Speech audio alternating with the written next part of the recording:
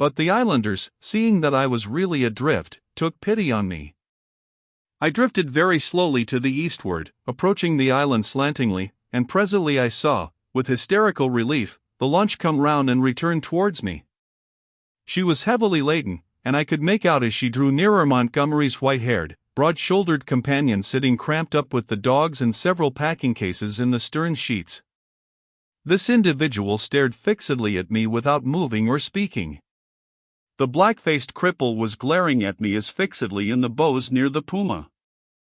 There were 3 other men besides, 3 strange brutish-looking fellows, at whom the staghounds were snarling savagely.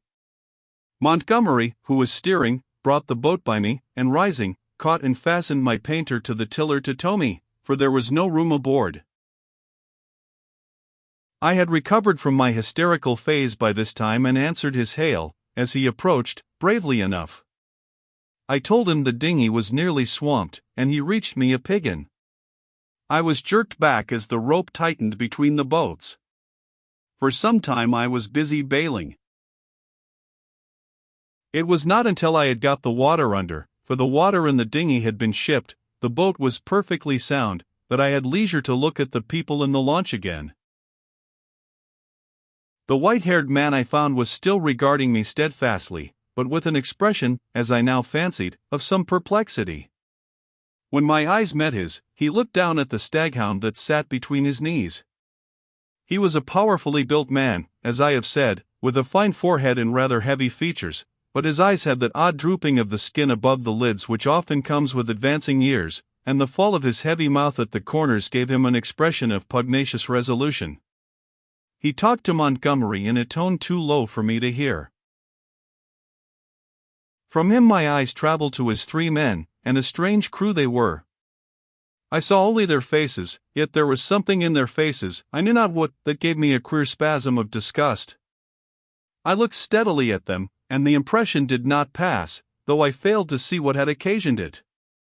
They seemed to me then to be brown men, but their limbs were oddly swathed in some thin, dirty, white stuff down even to the fingers and feet. I have never seen men so wrapped up before, and women so only in the East.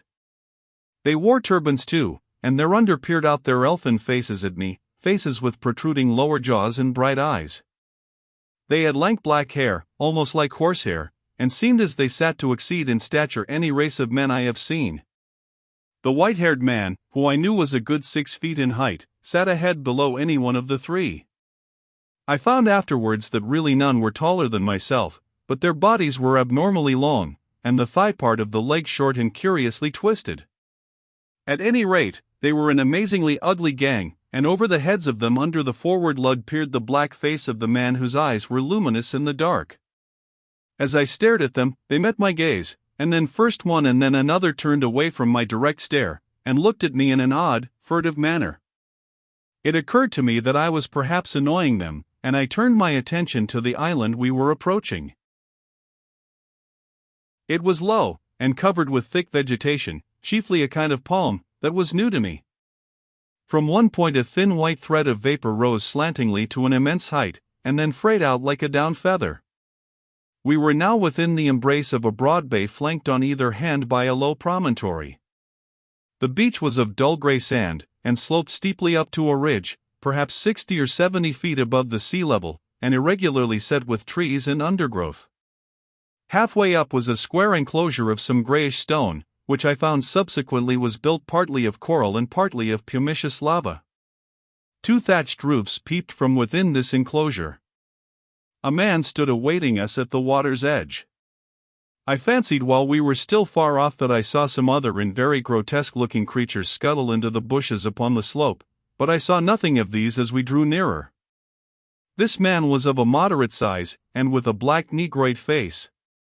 He had a large, almost lipless, mouth, extraordinary lank arms, long thin feet, and bow legs, and stood with his heavy face thrust forward staring at us. He was dressed like Montgomery and his white-haired companion, in jacket and trousers of blue serge. As we came still nearer, this individual began to run to and fro on the beach, making the most grotesque movements. At a word of command from Montgomery, the 4 men in the launch sprang up, and with singularly awkward gestures struck the lugs. Montgomery steered us round and into a narrow little dock excavated in the beach. Then the man on the beach hastened towards us. This dock, as I call it, was really a mere ditch just long enough at this phase of the tide to take the longboat. I heard the bows ground in the sand, staved the dinghy off the rudder of the big boat with my piggin, and freeing the painter, landed.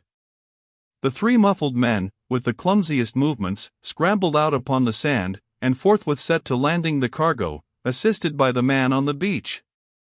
I was struck especially by the curious movements of the legs of the three swathed and bandaged boatmen. Not stiff they were, but distorted in some odd way, almost as if they were jointed in the wrong place. The dogs were still snarling, and strained at their chains after these men, as the white-haired man landed with them. The three big fellows spoke to one another in odd guttural tones, and the man who had waited for us on the beach began chattering to them excitedly the foreign language, as I fancied, as they laid hands on some bales piled near the stern. Somewhere I had heard such a voice before, and I could not think where. The white-haired man stood, holding in a tumult of 6 dogs, and bawling orders over their din. Montgomery, having unshipped the rudder, landed likewise, and all set to work at unloading. I was too faint, what with my long fast and the sun beating down on my bare head, to offer any assistance. Presently the white-haired man seemed to recollect my presence, and came up to me. "You look," said he, "as though you had scarcely breakfasted." His little eyes were a brilliant black under his heavy brows. "I must apologize for that. Now you are our guest, we must make you comfortable, though you are uninvited, you know." He looked keenly into my face. "Montgomery says you are an educated man. Mr. Prendick says you know something of science. May I ask what that signifies?" I told him I had spent some years at the Royal College of Science, and had done some researches in biology under Huxley. He raised his eyebrows slightly at that. "That alters the case a little, Mr. Prendick," he said, with a trifle more respect in his manner. "As it happens, we are biologists here. This is a biological station, of a sort." His eye rested on the men in white who were busily hauling the puma, on rollers, towards the walled yard. "I and Montgomery, at least," he added. "Then, when you will be able to get away, I can't say. We're off the track to anywhere. We see a ship once in a 12-month or so." He left me abruptly, and went up the beach past this group, and I think entered the enclosure. The other 2 men were with Montgomery, erecting a pile of smaller packages on a low-wheeled truck. The llama was still on the launch with the rabbit hutches, the staghounds were still lashed to the thwarts. The pile of things completed, all 3 men laid hold of the truck and began shoving the tonweight or so upon it after the puma. Presently Montgomery left them, and coming back to me held out his hand. "I'm glad," said he, "for my own part. That captain was a silly ass. He'd have made things lively for you." "It was you," said I, "that saved me again." "That depends. You'll find this island an infernally rum place, I promise you. I'd watch my goings carefully, if I were you." He hesitated, and seemed to alter his mind about what was on his lips. "I wish you'd help me with these rabbits," he said. His procedure with the rabbits was singular. I waded in with him, and helped him lug one of the hutches ashore. No sooner was that done than he opened the door of it, and tilting the thing on one end turned its living contents out on the ground. They fell in a struggling heap one on the top of the other. He clapped his hands, and forthwith they went off with that hopping run of theirs, 15 or 20 of them I should think, up the beach. "Increase and multiply, my friends," said Montgomery. "Replenish the island. Hitherto we've had a certain lack of meat here." As I watched them disappearing, the white-haired man returned with a brandy flask and some biscuits. "Something to go on with, Prendick," said he, in a far more familiar tone than before. I made no ado, but set to work on the biscuits at once, while the white-haired man helped Montgomery to release about a score more of the rabbits. 3 big hutches, however, went up to the house with the puma. The brandy I did not touch, for I have been an abstainer from my birth.